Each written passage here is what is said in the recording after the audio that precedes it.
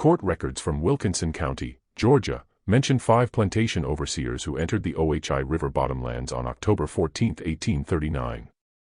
Only one emerged 36 hours later, unable to speak coherently for 3 weeks.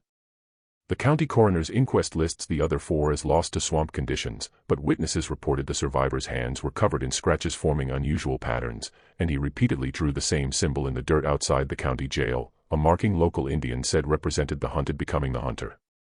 For over a century, descendants of those overseers have refused to discuss what happened in those woods, and the original incident report disappeared from county archives in 1847. The truth about what occurred when 5 armed men pursued a 15-year-old girl into wilderness she knew better than her own name has been deliberately buried.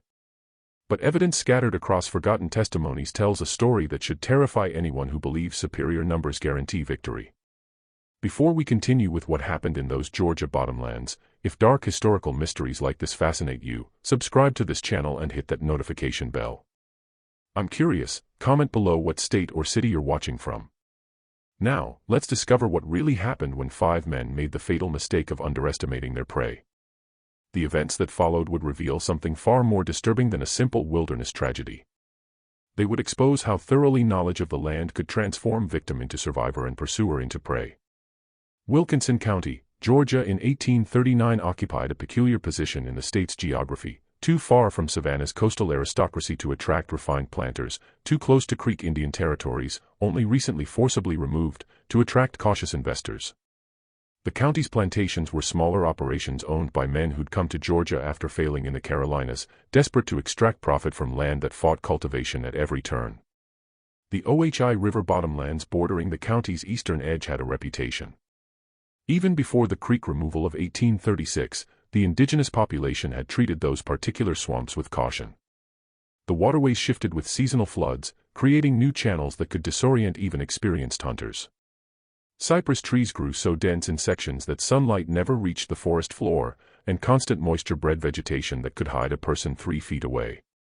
Spanish moss hung in curtains thick enough to obscure entire pathways, and the ground itself was treacherous, solid earth that could become sucking mud within 10 paces. The Gresham plantation sat on the western edge of these bottomlands, 400 acres of struggling cotton worked by 37 enslaved people. Thomas Gresham had purchased the property in 1834 after a series of bad crop seasons in South Carolina left him bankrupt. He'd mortgaged everything to restart in Georgia, and 5 years later, he still operated at the edge of financial ruin. His cotton yields were half what neighboring plantations produced, his land exhausted faster than he could clear new fields, and his labor force was, in his words, unmanageable. Gresham employed 5 overseers, an unusually high number for a plantation his size, but he insisted it was necessary. His enslaved workers, he claimed, required constant supervision. The truth, whispered among neighboring planters' wives, was that Gresham's overseers were men no other plantation would hire. They'd been dismissed for excessive brutality from operations in Alabama and Mississippi, places where brutality was already commonplace. Gresham hired them because they worked cheap and asked no questions. Jacob Yarrow was the head overseer, a man of 42 who'd worked plantations since age 15. He was methodical in his cruelty, keeping detailed records of punishments administered and calculating exactly how much suffering a person could endure before productivity declined. His younger brother, Samuel Yarrow, served as his assistant, equally systematic but lacking Jacob's restraint.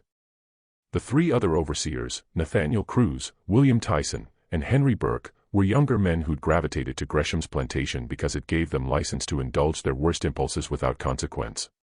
Among the enslaved population at Gresham Plantation was a girl named Celia, 15 years old in October 1839. Her mother had been Creek Indian, captured during the conflicts preceding the removal, subsequently sold into slavery despite questionable legality. Her father had been African, brought to Georgia through the illegal slave trade that continued despite federal prohibition. Celia had inherited her mother's knowledge of the bottomlands and her father's mechanical aptitude. She could navigate terrain that confused others and fashion tools for materials most people would overlook. Celia worked the plantation's vegetable gardens, a position that theoretically kept her closer to the main house, away from the field overseer's constant supervision.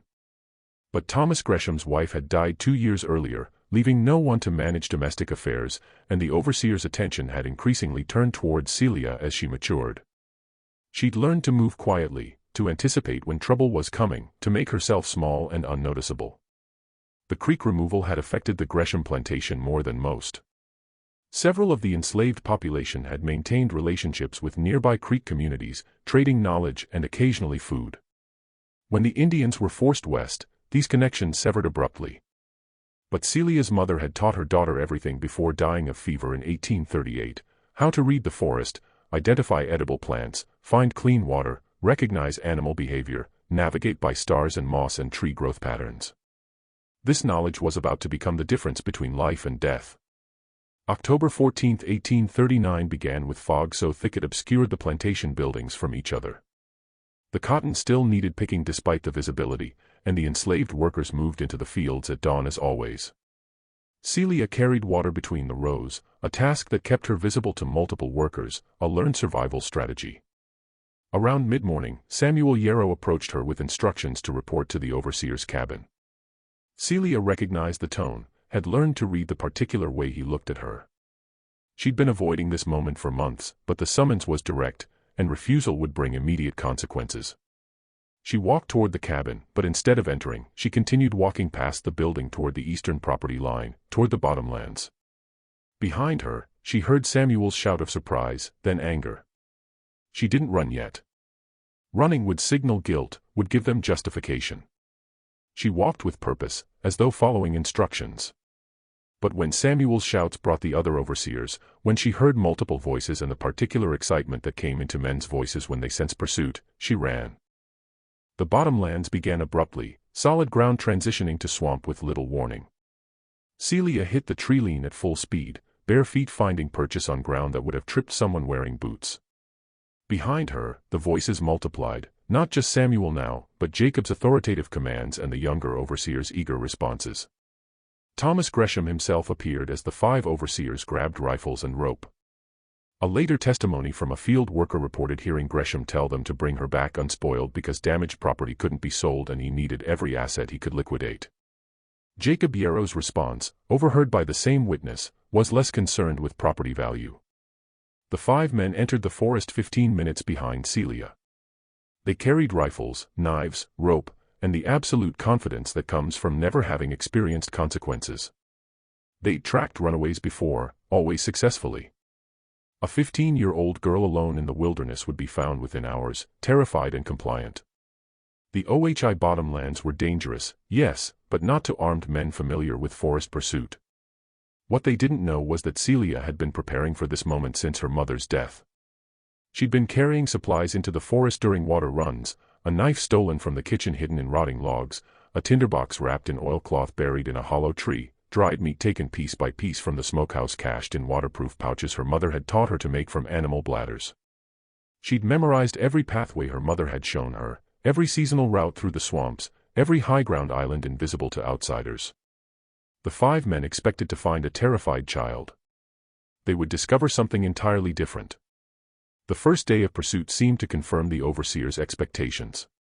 They found Celia's trail easily, broken branches, disturbed vegetation, the occasional footprint in mud. Jacob Yarrow, experienced tracker, pointed out each sign with satisfaction. The trail led deeper into the bottomlands, away from neighboring plantations where she might have sought help, into wilderness that would exhaust and disorient her. They followed methodically, pacing themselves, expecting to find her collapsed from exhaustion before nightfall. The younger overseers joked about what would happen when they caught her, each comment crueler than the last. Jacob let them talk, knowing that anticipation made men careless, but also knowing this pursuit would end like all the others, with submission and punishment and a return to proper order. But as afternoon stretched toward evening, the trail began to behave strangely. It seemed to double back on itself, crossing previous paths in ways that suggested confusion. They'd find clear signs of passage, then nothing for stretches, then signs again in unexpected locations. Samuel Yarrow suggested she was lost, wandering randomly. But Jacob studied the patterns with growing unease. The randomness seemed almost deliberate, designed to keep them moving in circles. When darkness came, they made camp on a relatively dry hummock, lighting a fire that illuminated the hanging moss-like curtains around them. They took turns on watch, 2 men sleeping while 3 stayed alert. But the night passed without incident. The forest around them was loud with animal sounds, frogs and insects and occasional larger creatures moving through underbrush, but no sign of the girl. Dawn revealed something that disturbed even Jacob's confidence. Their packs had been opened during the night, not violently torn or scattered, but carefully searched.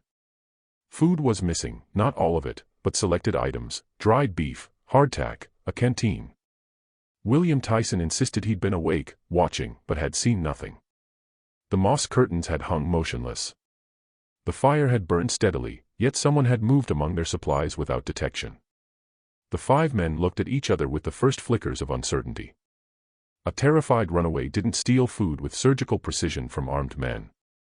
This behavior suggested planning, confidence, and, most disturbing of all, complete comfort moving through darkness that disoriented them even with firelight. Jacob made the decision to continue pursuit. But the dynamic had shifted. They weren't hunting a fleeing child anymore. They were following something that understood the forest better than they did. Something that had deliberately led them deep into unfamiliar territory, something that had approached their camp with enough stealth to take supplies while they watched. The trail resumed that morning, clearer now, almost as though she wanted them to follow. Samuel suggested turning back, but Jacob pointed out the practical problem. They'd traveled far enough into the bottomlands that returning meant admitting failure to Gresham, meant acknowledging they'd been outmaneuvered by a teenage girl. Their reputations as overseers depended on dominance, on never showing weakness. They had to find her. By midday of the second day, Nathaniel Cruz noticed something that made him stop walking. The trees around them bore markings, not random natural damage, but deliberate scratches and patterns. Creek symbols, he thought, though he couldn't read them. The marks appeared on trees at regular intervals, forming a trail that paralleled the direction they'd been moving. Jacob examined the marks and felt something cold settle in his stomach. These weren't old carvings from displaced Indians. The sap was fresh, made recently. She was marking their route, creating a visible record of where they'd traveled, as though documenting their path for some future purpose. The pursuit had inverted. They thought they were hunting her, but she was tracking them, learning their patterns, watching from concealment while they crashed through underbrush. That afternoon, they found the first cache. Hidden in a hollow cypress was a collection of items that made no sense, their rope cut into measured lengths, empty cartridge casings from their rifles, though no one remembered firing, a piece of cloth torn from Henry Burke's shirt, though he insisted his clothes were intact. The items were arranged deliberately, almost ritually, and above them, scratched into the tree's interior, was another symbol. William Tyson wanted to leave immediately. There was something wrong about the arrangement, something that suggested not panic but purpose. They were dealing with someone who was collecting from them, documenting them, and the implications were deeply unsettling. But Jacob's pride wouldn't allow retreat. 5 armed overseers couldn't return to the plantation defeated by a girl they'd been sent to retrieve. The humiliation would destroy their authority, make them jokes among the enslaved population. They would find her, he insisted, and the punishment for this defiance would be severe enough to discourage future resistance. They pressed forward, but cohesion was fracturing. The younger overseers, startled at sounds, argued about which direction to travel. The bottomland seemed to shift around them, pathways that appeared solid dissolved into sucking mud, dry ground they'd crossed earlier was now underwater, and the constant curtains of moss created an environment where visibility extended only a few feet in any direction. That evening they made camp again, this time posting all 5 men as watch. No one sleeping. They built the fire larger than necessary, pushed back the darkness, kept their rifles loaded and ready. The night sound seemed louder now, more deliberate. Something was moving through the forest around them, circling their position, staying just beyond firelight. Samuel Yarrow broke first. Around midnight, he stood suddenly and fired his rifle at movement in the darkness. The shot echoed through the swamp, and silence fell so completely it was like the forest was holding its breath. Then the normal sounds resumed: insects, frogs, water moving over cypress roots. But in the morning they discovered where Samuel's bullet had gone. It had struck a tree 30 feet away, and embedded in the bark beside the bullet hole was one of their knives. The blade driven deep into the wood at exactly the height where Samuel had been sitting. The angle suggested it had been thrown from above, from the tree canopy, at the exact moment he'd fired blindly into darkness. The message was clear: she'd been directly above them, could have struck any of them, but had chosen to respond to Samuel's aggression with a demonstration of precision rather than violence. She was showing them she had opportunities to harm them and was deliberately choosing not to, yet. Jacob studied the knife and the bullet hole and understood with crystalline clarity that they were no longer in control of this situation. A girl they'd considered helpless had maneuvered them into terrain where every advantage they possessed, weapons, numbers, physical strength, meant nothing. She knew where they were at all times, could approach undetected, and was psychologically dismantling them with demonstrations of superiority. The question now wasn't whether they would catch her. The question was whether they would survive to leave the bottomlands at all. The third morning began with a discovery that shattered what remained of their confidence. Henry Burke's rifle was missing. Not taken in the night, he insisted. He'd been holding it at dawn, but vanished during the few minutes they'd been breaking camp. One moment it was leaning against a tree, the next it had disappeared. They searched frantically, spreading out despite Jacob's orders to stay together, and that's when the forest began to actively work against them. William Tyson stepped onto what appeared to be solid ground and plunged waist-deep into mud that sucked at him with surprising strength. While the others struggled to pull him free, Nathaniel Cruz discovered that several trees bore fresh markings, arrows pointing in different directions, as though offering them choices for routes forward. But when they followed one arrow, they found themselves at a creek they'd crossed earlier, somehow circling back. The other arrows led to similar dead ends, ground that seemed familiar, landmarks they'd passed before. She was hurting them, Jacob realized, keeping them moving, but controlling their direction, wearing them down physically and mentally. Their supplies were nearly exhausted. The food she'd taken the first night had been their reserve rations. They'd been drinking swamp water, risking illness. Nathaniel had developed a fever, shaking despite the humid heat. William's leg, injured during his plunge into the mud, was swelling badly. They were weakening while she remained invisible, untouched, orchestrating their deterioration. That afternoon, they heard singing.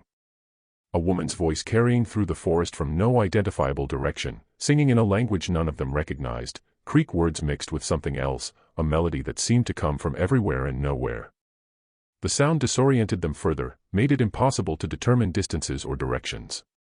Samuel Yarrow finally snapped. He began screaming into the forest, cursing, promising terrible violence if she didn't show herself immediately. His voice cracked with fear disguised as rage, and his brother couldn't calm him. The other men watched with hollow eyes, too exhausted for similar outbursts, understanding that Samuel's threats were meaningless. They had no authority here. The forest belonged to her, and they were intruders being slowly consumed by their own inadequacy. As evening approached, they found themselves in a clearing they hadn't seen before, a small island of solid ground surrounded by water on all sides. The ground was scattered with bones, animal remains mostly, but arranged in patterns that might have been natural or might have been deliberate. In the center of the clearing was a structure, a shelter built from branches and moss, clearly inhabited recently. Inside the shelter, they found their missing supplies, not all of them, but enough to survive: dried meat, the stolen canteen, and Henry Burke's rifle, unloaded, the ammunition scattered around it like decoration. It was an offering and a mockery simultaneously. She was demonstrating that she could provide for herself and control their access to resources, that she held their survival in her hands. Jacob made a decision born of desperation: they would wait here in this clearing, and she would have to come to them eventually. They had shelter, some supplies, and a defensible position. They couldn't win by pursuing her, but they might survive by staying still. But waiting in one place meant giving her complete initiative, meant sitting exposed while she watched from concealment, and the psychological strain was immediate. Every sound became a potential threat, every shadow a possible attack.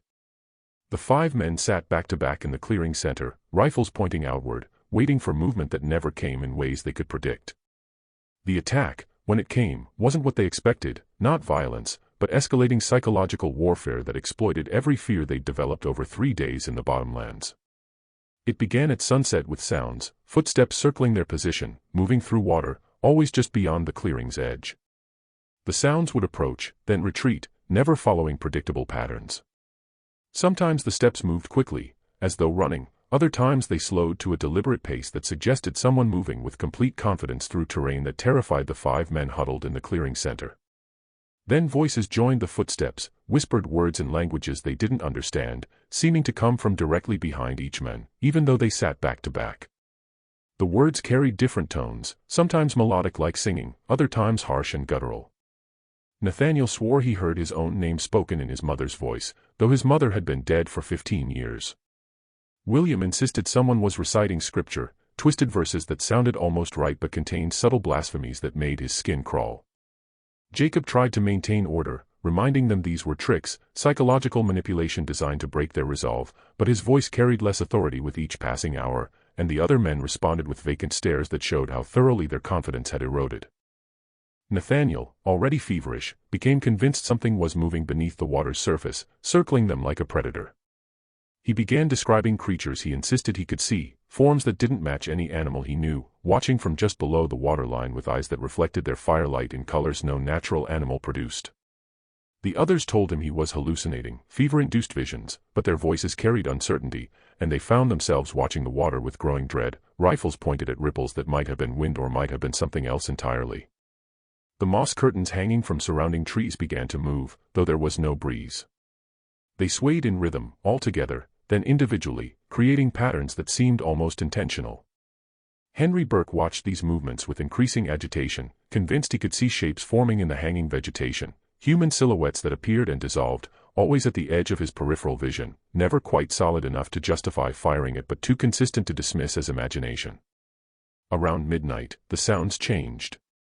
Now it was laughter, a girl's laughter coming from multiple directions simultaneously, as though she'd multiplied or positioned herself impossibly in several locations at once. The laughter would start to their north, clear and distinct, then stop abruptly. Seconds later, it would resume from the south with the exact same tonal quality, the same rhythm, then east, then west, then from above, as though she was in the tree canopy directly over their heads. Samuel Yarrow broke formation, standing and firing his rifle repeatedly into the darkness, screaming that she was mocking them, that he'd show her what happened to people who defied their betters. His shots accomplished nothing except announcing their ammunition expenditure and creating muzzle flashes that destroyed their night vision temporarily. When the echoes faded and their eyes adjusted again, the laughter resumed, now holding a note of genuine amusement that cut deeper than any insult could have. Jacob grabbed his brother's arm, pulled him back down, hissed at him to conserve ammunition. But Samuel's eyes had taken on a wild quality, and he kept muttering about respect, about proper order, about teaching lessons. His grip on reality was slipping, Jacob realized, and there was nothing he could do to stop it. They were all slipping, degree by degree, into a psychological abyss where their fundamental assumptions about power and control dissolved completely. The fire began to behave strangely. It would flare suddenly, bright enough to illuminate the entire clearing, then die down to embers just as quickly despite having plenty of fuel. During the bright flares, they could see the forest around them in detail, the water, the trees, the hanging moss, but never any sign of their tormentor. During the dim periods, the darkness pressed in so completely that they couldn't see their own hands in front of their faces. Henry noticed that during these darkness cycles, things moved in the clearing. Not large movements, but subtle shifts. A pack that had been to his left was now to his right, a rifle leaning against one tree was now against another. Small changes that suggested someone was entering their defended position during the moments they couldn't see, rearranging their possessions, demonstrating complete access to their space and belongings. Around 2 o'clock in the morning, they heard singing again, but this time it wasn't distant or directionless. It came from the shelter in the clearing center, the structure where they'd found their supplies earlier. The voice was clear and close, singing in Creek words they couldn't understand, a melody that carried both sadness and strength. All 5 men turned to face the shelter, rifles raised, but the singing continued without pause. William suggested they fire into the structure, burn it down, force her into the open. But Jacob stopped him with a harsh whisper. If she was actually in there, if she'd somehow approached that close without them detecting her, then she wanted them to know it. She was showing them once again that she could reach them whenever she chose, and their weapons meant nothing. The singing stopped abruptly, replaced by silence so complete it felt oppressive. They waited, barely breathing, for what would come next. Minutes passed, 5, 10, nothing happened. The normal forest sounds had ceased entirely, as though every creature in the bottomlands was holding its breath, waiting for the same thing the 5 men waited for.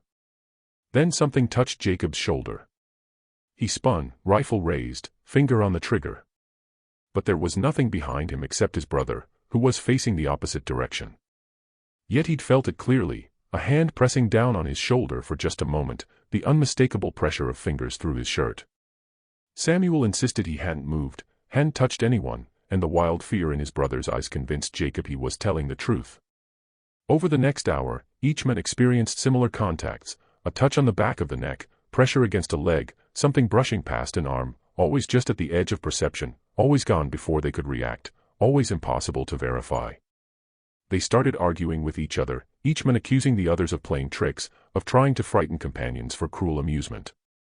But the accusations rang hollow because they could see each other, could verify that no one was moving enough to create these sensations. The psychological explanation was worse than any physical threat could have been. She was showing them that even sitting in a tight circle, facing outward with loaded weapons, they couldn't protect themselves from her presence. She moved among them like smoke, touching them at will, demonstrating that the barrier between hunter and prey had not just collapsed but inverted completely. Dawn on the fourth day revealed that during the night she'd been in the clearing with them for far longer than those brief touches suggested. Each man's pack had been opened, and inside were gifts, flowers native to the bottomlands arranged carefully, swamp hibiscus, pickleweed, spider lilies, all placed with almost delicate care. But mixed with the flowers were more disturbing items, locks of hair that matched each man's color and texture, cut recently, not ripped out violently, but trimmed neatly as though with scissors or a very sharp blade. The amount of hair suggested she'd been close enough to cut multiple strands from each man, close enough to touch their heads, to work carefully in darkness while they sat awake and supposedly vigilant. Strips of fabric from their clothing, taken without them noticing. Henry's shirt was missing a piece from the hem. Samuel's trousers had a square cut from the inside of the leg where it wouldn't be immediately visible. Nathaniel's jacket was missing buttons he hadn't noticed were gone.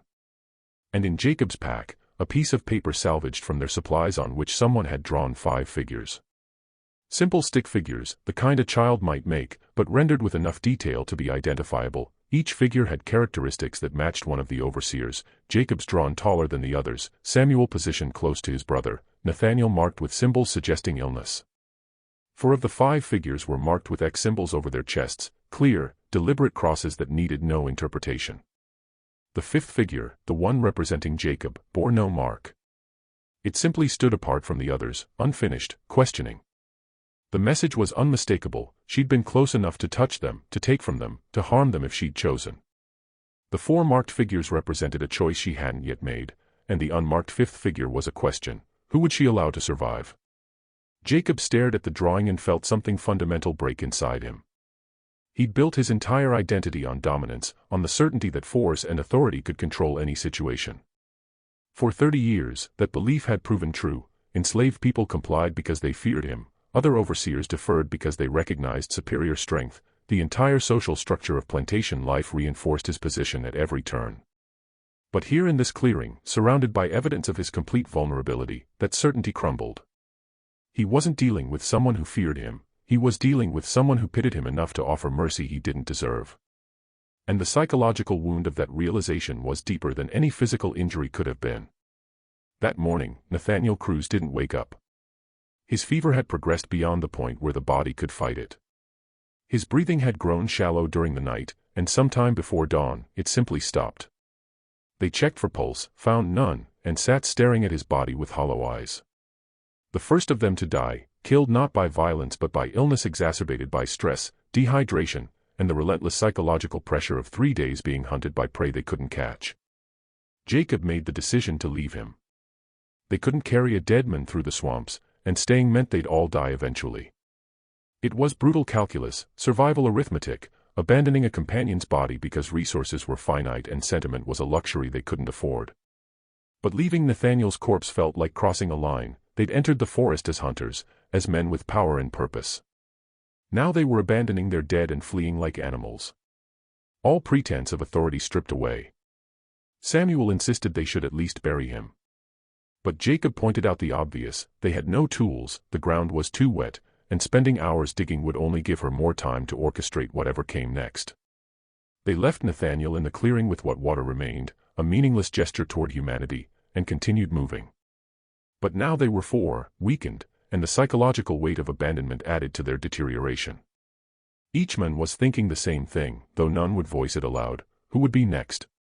Whose body would they leave in some future clearing? Over the next hours, the forest seemed to tighten around them. The paths grew narrower, the water deeper, the solid ground less frequent. They moved single file through passages barely wide enough for their bodies, cypress roots grabbing at their legs like deliberate obstacles, mud sucking at their boots with every step as though the earth itself wanted to hold them in place. Henry Burke, Walking Point, kept encountering paths that seemed solid but dissolved into waist-deep water after a few steps. He'd test the ground carefully, declare it safe, take 3 paces, and plunge into hidden pools. After the 5th time, his confidence was completely shattered, and he refused to continue leading. But Jacob at the rear insisted someone had to break trail, and rank still meant something even here, even now. William Tyson's injured leg finally gave out around midday. He collapsed into water that came to his chest, unable to stand. And when the others tried to lift him, the ground beneath them shifted, destabilizing everyone.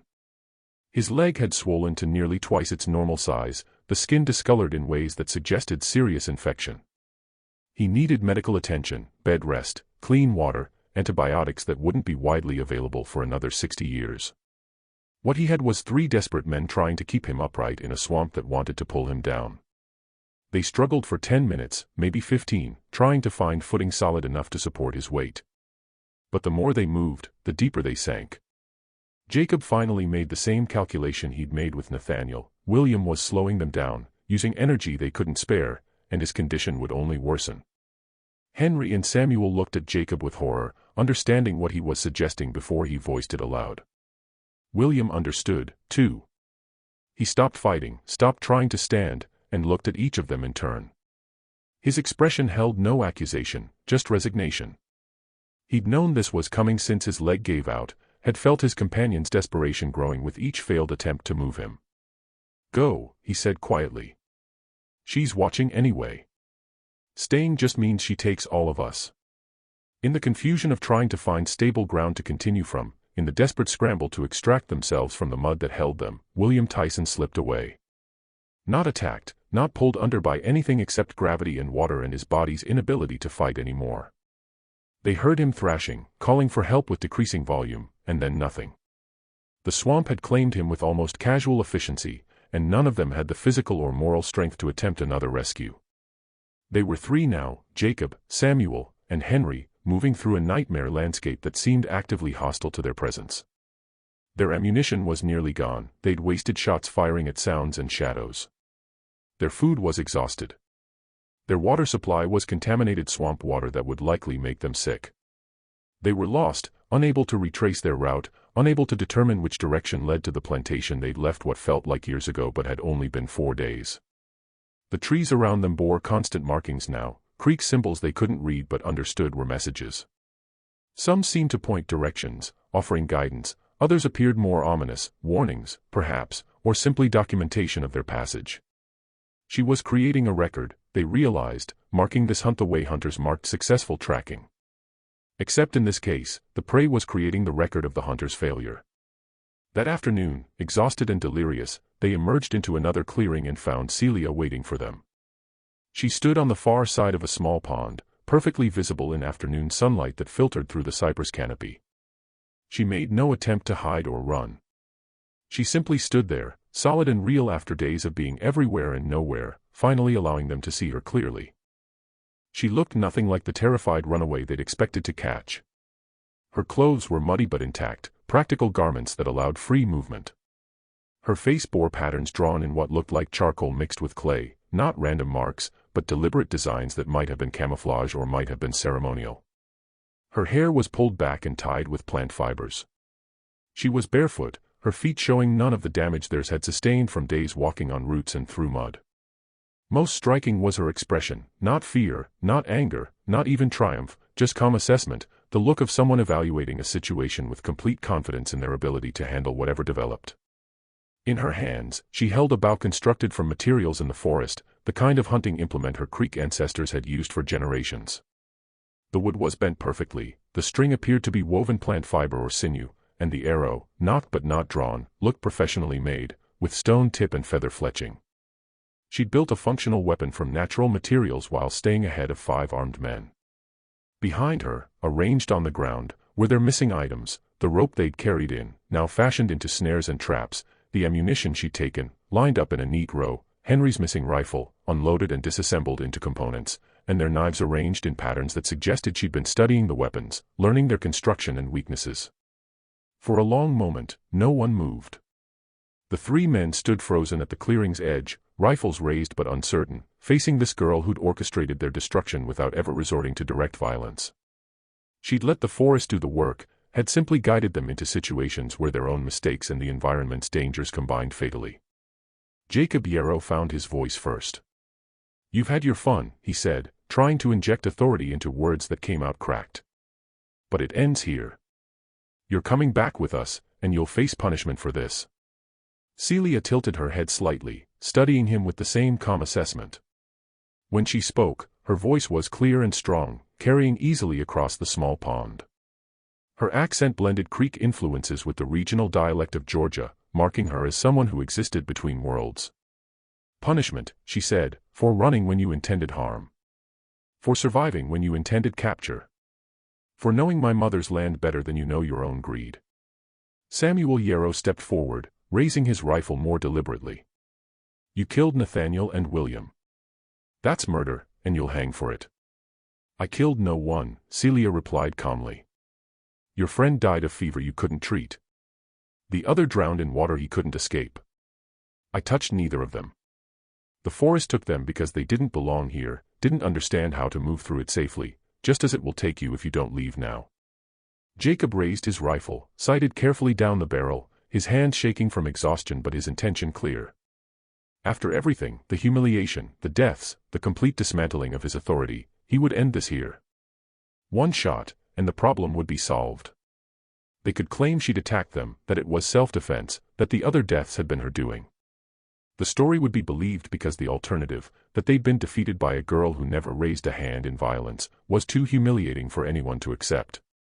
He pulled the trigger. The gun misfired. A mechanical failure caused by 4 days of exposure to swamp water, mud in the barrel, moisture in the powder. The click of the hammer falling on a dead cartridge was the loudest sound in the clearing. Celia drew her bow in response. The movement fluid and practiced, and released in one smooth motion. The arrow struck the ground 6 inches in front of Jacob's right foot, embedding itself in soft earth at an angle that demonstrated absolute precision. She'd aimed exactly where she'd intended, showing that she could have struck him center mass if she'd chosen, that his life continued only because she permitted it. She had another arrow knocked before any of them could react, this one drawn partially, ready to release fully if they moved against her. "For men entered these bottomlands," she said, her voice still calm but now carrying an edge that made clear she was done being patient. 2 are dead from their own inability to survive here. 2 more can join them, or 1 can walk out alive and carry a message back to Gresham and anyone else who thinks ownership is stronger than knowledge. She gestured at the items arranged behind her, their possessions, their weapons, everything they'd brought into the forest now under her control. "I could have killed you the first night," she continued. "Cut throats while you slept, pushed you into deep water, any of 100 ways this forest offers. I didn't because I wanted you to understand something before you died or left. You don't own the forest. You don't own people who know it better than you. You don't own anything except your ignorance. And that ignorance is what killed your friends." Henry Burke broke first. The accumulation of 4 days, the psychological warfare, the deaths, the complete inversion of power, had pushed him past his breaking point. He dropped his rifle like it burned his hands, turned, and ran, crashing back through the passage they'd emerged from, fleeing with the last reserves of his strength. Branches whipped his face, roots caught his feet, water splashed waist-high, and he didn't care. He just ran, driven by pure animal terror. Samuel hesitated, looking at his brother, loyalty warring with survival instinct.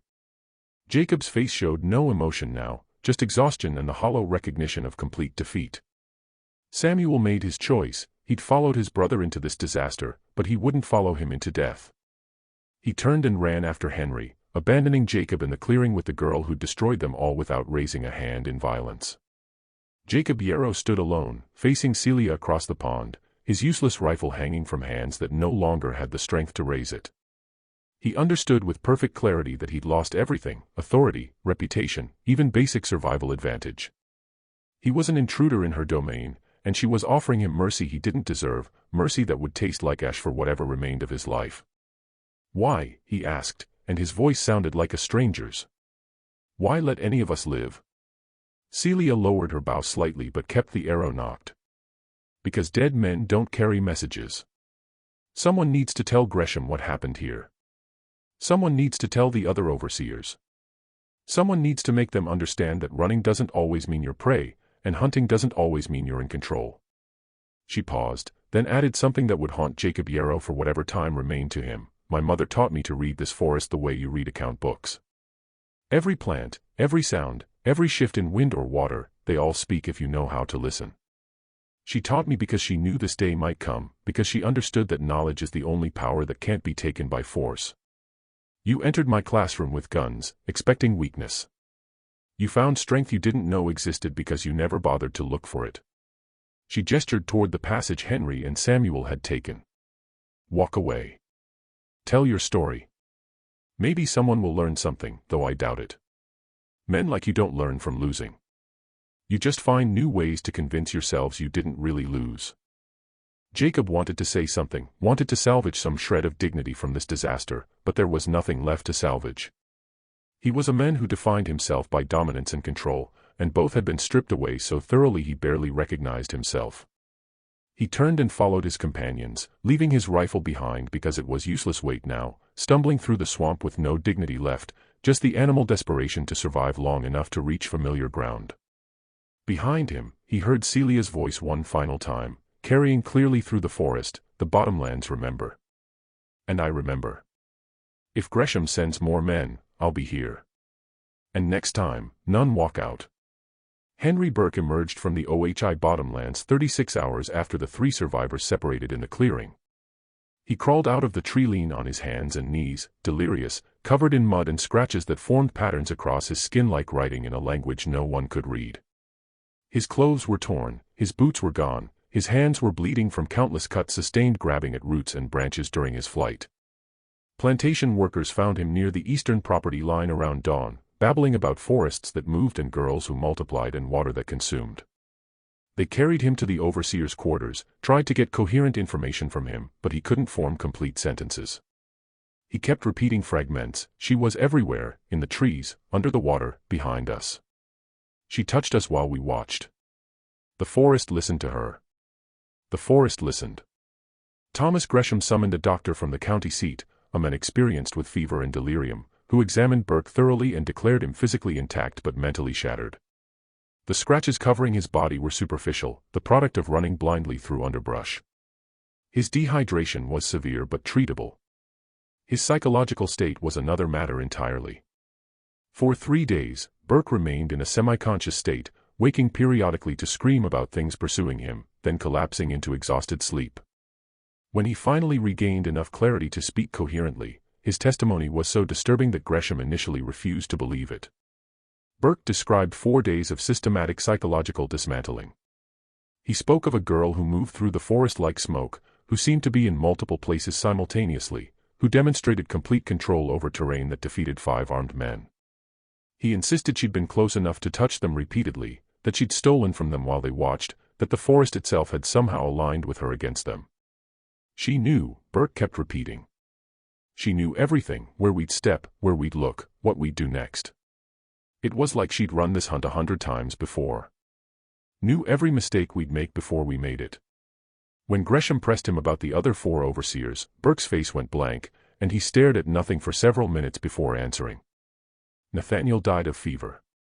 William drowned. Jacob and Samuel. I don't know.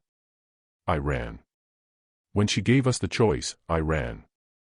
Gresham organized a search party the next day, 10 men from neighboring plantations, none of them his own enslaved workers, all carrying rifles and supplied for a week in the forest. They entered the bottomlands with detailed instructions about where the 5 overseers had been heading, with Burke's rough descriptions of landmarks he remembered. They found Samuel Yarrow's body 3 days into the search, face down in a shallow creek 2 miles from the plantation boundary. The water was barely deep enough to cover his chest, but he lay in it motionless, already showing signs of decomposition in the humid heat. The coroner who examined the body found no signs of violence, no wounds, no evidence of struggle. Samuel had simply collapsed from exhaustion in water too shallow to pose a drowning threat to anyone with the strength to lift their head, and he hadn't had that strength remaining. The search party refused to go deeper into the bottomlands after finding Samuel. They reported that the terrain became increasingly difficult to navigate, that landmarks seemed to shift, that they'd found symbols carved into trees in patterns they couldn't interpret. Several men reported feeling watched constantly, hearing sounds that didn't match any animal they recognized, finding their supplies rearranged when they made camp despite posting guards. After 5 days, Gresham called off the search. 3 men were still missing, Jacob Yarrow, William Tyson, and Nathaniel Cruz, but the risk of losing more people searching for bodies outweighed the value of recovery. The official county records would list all 3 as lost to swamp conditions, a vague phrase that avoided uncomfortable questions about how experienced overseers could be defeated by wilderness and a runaway girl. Jacob Yarrow's fate remained unknown for another 2 weeks until hunters from a neighboring county reported finding remains in the deep bottomlands 6 miles from where the search party had stopped. The body was too decomposed for positive identification, but clothing fragments and a distinctive pocket watch confirmed it was Jacob. He'd apparently continued walking after the clearing confrontation, perhaps trying to find his own way out, perhaps simply refusing to follow his brother and Burke. Whatever his reasoning, he'd walked deeper into the swamp instead of toward safety, and the forest had claimed him. William Tyson and Nathaniel Cruz were never found. Their bodies presumably remained in the swamp, consumed by scavengers and decay, absorbed into the ecosystem that had defeated them. The bottomlands had a way of erasing people completely, leaving no trace beyond the memories of those who'd known them. Henry Burke remained at the Gresham plantation for 2 more weeks after emerging from the forest, recovering physically while his psychological state deteriorated further. He slept poorly when he slept at all, jerking awake at sounds no one else heard, staring at shadows no one else saw. He refused to go near the eastern property line, wouldn't even look toward the treeline that marked where civilization ended and the bottomlands began. The enslaved workers at Gresham's plantation watched Burke's decline with expressions that mixed satisfaction with something deeper, validation, perhaps, that the power structure they suffered under was more fragile than it appeared. Overseer Burke, who'd wielded authority with casual cruelty for 2 years, now jumped at bird calls and drew symbols in the dirt compulsively whenever he thought no one was watching. Those symbols became a source of whispered conversation among the enslaved population. They were creek markings. Some people recognized them from interactions with indigenous people before the removal. Others insisted they were older than that, symbols that predated European contact entirely, meanings lost even to the creek themselves. Whatever their origin, Burke drew them constantly, the same patterns he'd seen on trees in the bottomlands, copying them with obsessive precision as though trying to decode a message meant for someone else. When Burke finally left Wilkinson County, he told anyone who'd listened that they'd been hunted from the moment they entered the bottomlands. Not attacked, he'd clarify when people misunderstood, but hunted in a way that was somehow worse than violence. Studied, catalogued, guided into situations where our own weaknesses destroyed us.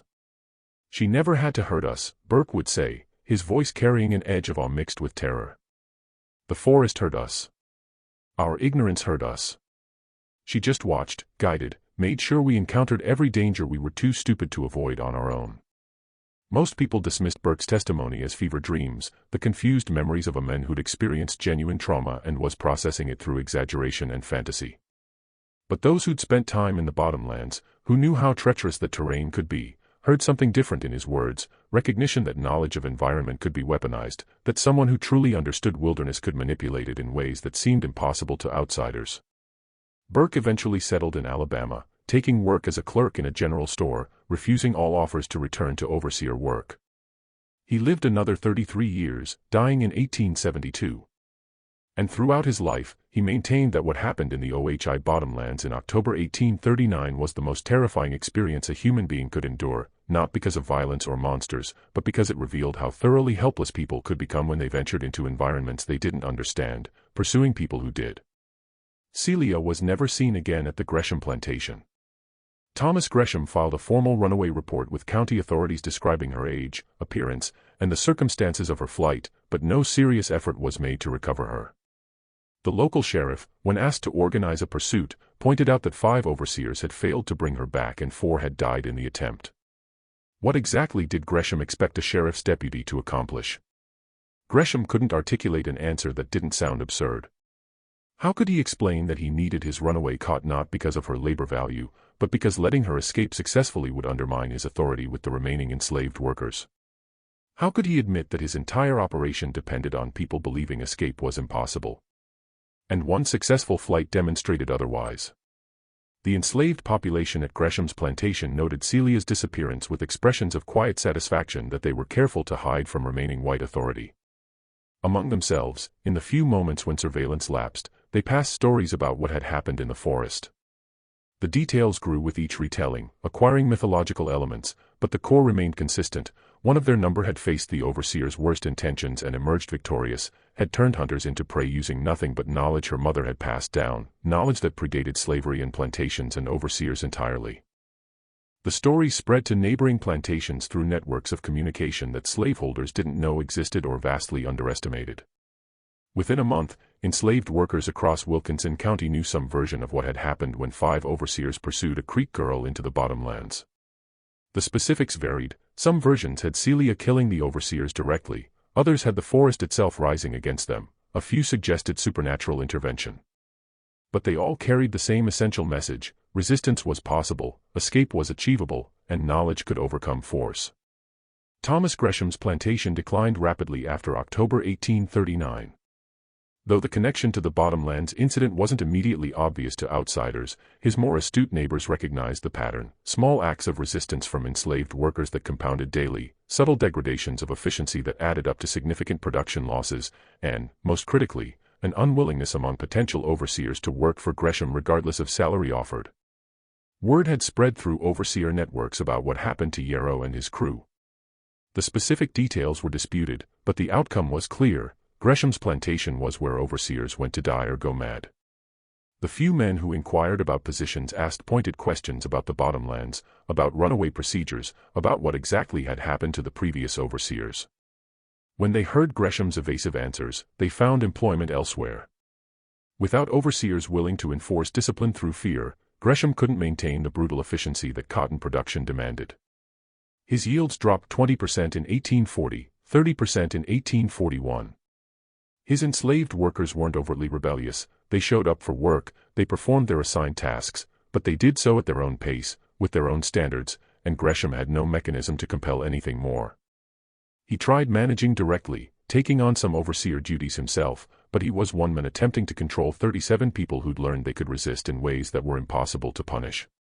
Tools disappeared and reappeared, cotton bales were lighter than they should be, the missing pounds somehow lost between field and weighing, fences needed constant repair, equipment broke with suspicious frequency. By 1842, Gresham was bankrupt. He sold the plantation at a devastating loss to a speculator from South Carolina who had no knowledge of its history and wouldn't learn about the Bottomlands incident until after completing the purchase. The new owner attempted to restore profitability through renewed brutality, hiring overseers with fearsome reputations, but they encountered the same resistance Gresham had faced: not open rebellion, but passive defiance so consistent it was impossible to combat. The plantation changed hands 3 more times over the next 8 years, each owner discovering that the land itself seemed cursed, that enslaved workers here were somehow different from those at neighboring operations, more resistant, less controllable. None of them connected this resistance to events in 1839, to a girl who demonstrated that authority could be overthrown through knowledge rather than violence. The OHI Bottomlands retained their dangerous reputation after the overseer deaths, but the nature of the danger evolved in local storytelling. It wasn't just treacherous terrain anymore, it was territory that had declared independence from the plantation system, land where the normal rules didn't apply, where escaped people could disappear and white authority couldn't follow. This mythology served practical purposes. It discouraged pursuit of runaways who fled east toward the swamps. It created psychological barriers that were more effective than physical ones, making the Bottomlands seem so dangerous that sending search parties appeared futile. And most importantly, it suggested that certain areas existed outside the control of the system that defined the antebellum South, spaces where different rules applied. Whether Celia actually remained in the Bottomlands or traveled farther was impossible to confirm, but reports persisted for decades of travelers being guided through the swamps by a woman who appeared from the forest, led them to safety, then vanished without giving her name.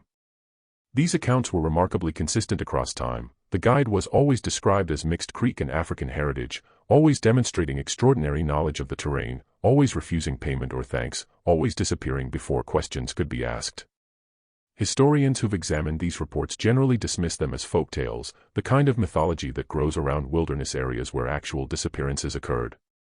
They point out that the descriptions remained too consistent across decades, suggesting a shared cultural narrative rather than independent observations of a real person who would have aged visibly over that time span. But oral histories preserved by Creek and African communities tell a different story. They described the bottomlands as hosting a small population of escaped people who'd created a semi-permanent settlement in the deep swamps, living off the land using techniques passed down from indigenous ancestors, occasionally helping other runaways reach safety farther north. These accounts name Celia specifically as one of the settlement's founders, someone who used her experience evading overseers to establish pathways and protocols for others. Whether these oral histories document facts or wishful thinking is ultimately unprovable. No physical evidence of such a settlement has been found, though the bottomland's hostile preservation conditions would destroy most structures within years. No written records from the period mention organized runaway communities in the OHI swamps, though slaveholders had strong incentives to suppress such information if they knew about it. What is documented, verifiable in multiple sources, is that the Wilkinson County region experienced an unusually high rate of successful escapes between 1840 and 1860.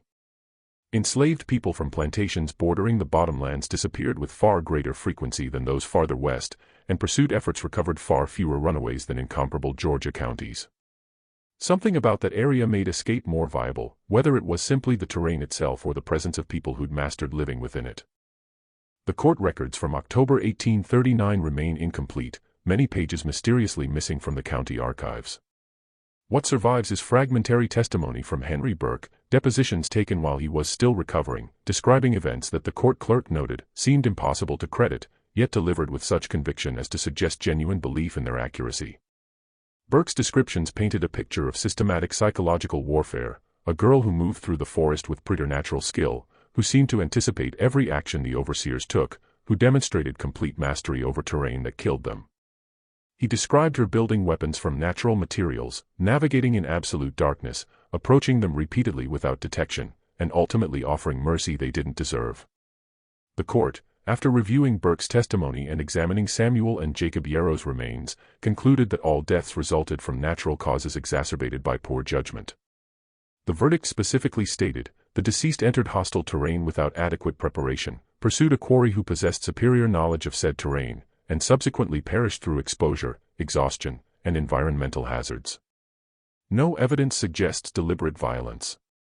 The runaway Negro girl, Celia, is charged with flight, but cannot be held responsible for deaths that resulted from the pursuer's inadequate skills. This verdict was remarkable for its time, acknowledging that enslaved people could possess knowledge superior to their captors, and that pursuing them without respect for that knowledge carried fatal consequences. Some historians suggest the verdict reflected the court's discomfort with the implications of ruling differently, with admitting that a teenage girl had defeated 5 armed overseers through strategic superiority rather than luck. The symbolism of the verdict wasn't lost on the enslaved population throughout Georgia. Legal acknowledgement that knowledge could overcome force, that understanding terrain mattered more than weapons, spread through communication networks and became part of the broader resistance culture. The story of Celia and the Bottomlands joined other narratives of successful resistance, teaching lessons about how to survive, how to fight back, how to win on terms the oppressor system didn't understand. Thomas Gresham died in 1851 in Texas, where he'd relocated after selling his Georgia plantation.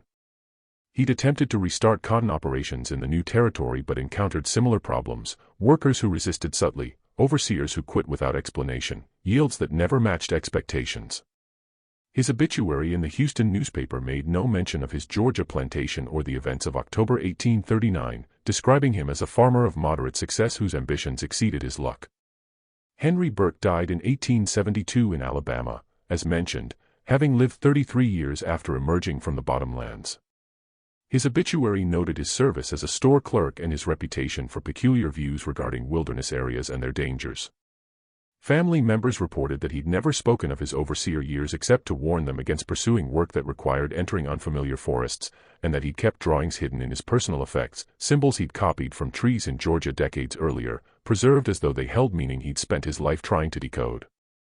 The ultimate question, what truly happened in the OHI bottomlands in October 1839, remains subject to interpretation. The physical evidence is straightforward: 5 men entered, 4 died from environmental causes, 1 emerged psychologically shattered.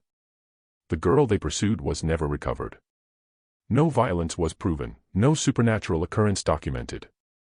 But the psychological and social impacts were profound and lasting. The incident demonstrated that knowledge of environment could be weaponized effectively, that pursuit didn't guarantee capture, that people dismissed as powerless could defeat those presumed superior through strategic thinking and terrain mastery. These lessons rippled outward, influencing how enslaved people thought about resistance, how slaveholders thought about control, and how Southern society understood the supposed inevitability of its power structure.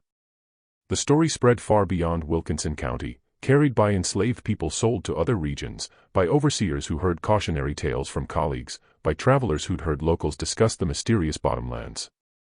In each retelling, the specific details shifted, but the core remained: a girl pursued by 5 armed men had survived, and her pursuers hadn't. And that inversion of expected outcomes revealed possibilities that the plantation system depended on people not recognizing.